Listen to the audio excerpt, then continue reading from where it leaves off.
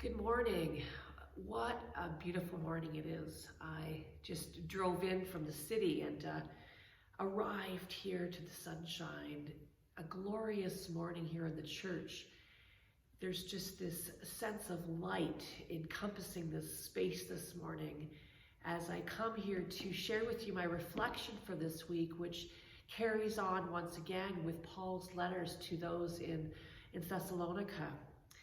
This time I carry on sharing. I had listened to a commentary this past week that talked first about Paul's continued efforts to get those in Thessalonica to understand how to follow and honor Jesus. This meant having a commitment to love and to serve others. So Paul instructs them that Christians in the city should be known as people that are reliable, who work really hard. Not just so that they can make money to provide for themselves, but to also generously share what they have with other people. After this, then, Paul addresses a number of questions about the future hope of Jesus' return. You see, some Christians had died recently, most likely killed as martyrs. So their friends and their family, well, they're wondering what will be their fate when Jesus returns. So Paul makes it very clear that not even death can separate them from the love of Jesus. When he returns, he will call the living and the dead. Let me share with you the reading this week. This is 1 Thessalonians chapter 5, verses 1 to 11, and this week I chose to read from the New International Version. Now, brothers and sisters, about times and dates, we do not need to write to you, for you know very well that the day of the Lord will come like a thief in the night.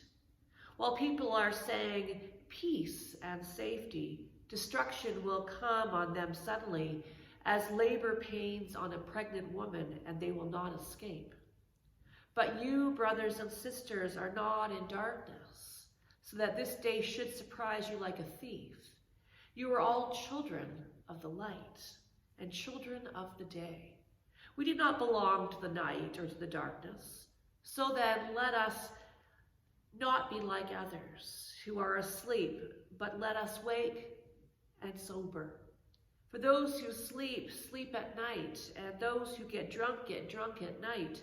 But since we belong to the day, let us be sober, putting on faith and love as a breastplate, and the hope of salvation as a helmet.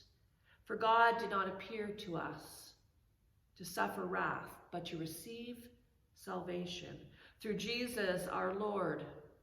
He died for us so that whether we are awake or asleep, we may live together with him.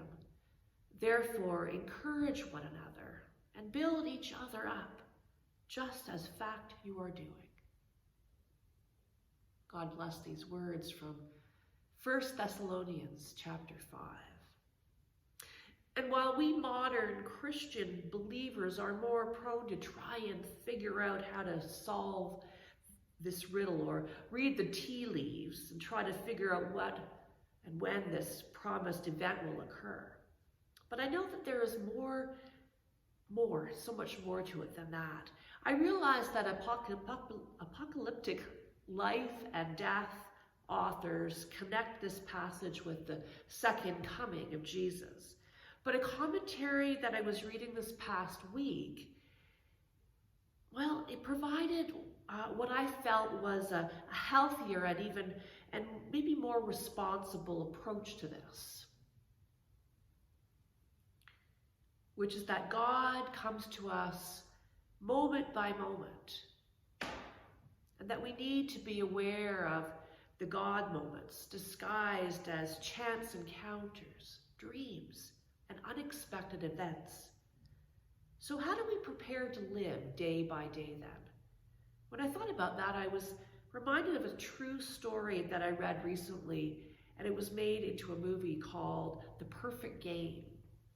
The film chronicles the true story of the first international team to win the Little League World Series in Williamsport, Pennsylvania.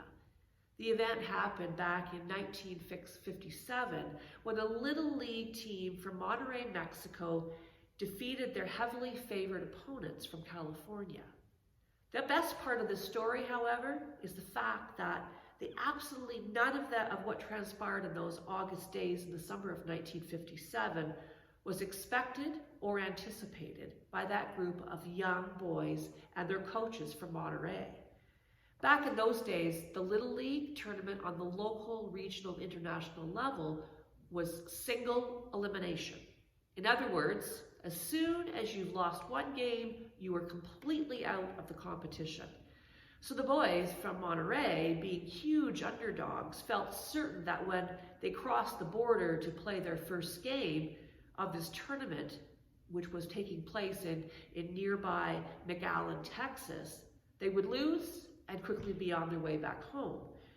Because of those expectations, they brought their change of clothes in paper sacks, only filed for a 3-day working visa in the States, and had only enough money to be away from home for that same number of days at a maximum. Reality, however, was far different from their expectations. Instead of one game, well, they played 13. And instead of losing the first game, they won all 13. Nothing that they had expected happened as they had thought. In turn, none of their preparations readied for them for what transpired. You know, like those boys, we can never know for sure how God is working in our lives. So for me, I think we need to be prepared every day for the experience we'll have. Will we sleep through God's visitations in our lives? Or will we be alert to angels in disguise, bringing tidings of great joy and creative transformation?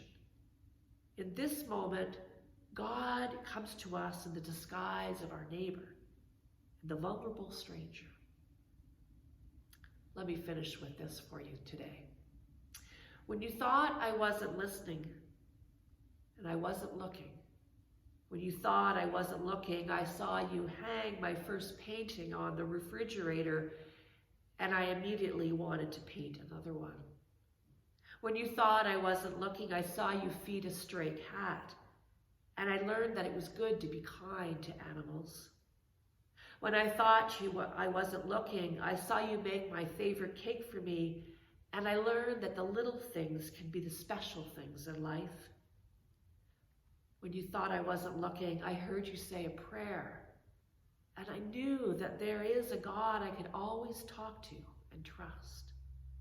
When you thought I wasn't looking, I saw you make a meal and take it to a friend who was sick. And I learned that we all have to help take care of each other. When I thought I wasn't looking, I saw you give your time and money to help people who had nothing.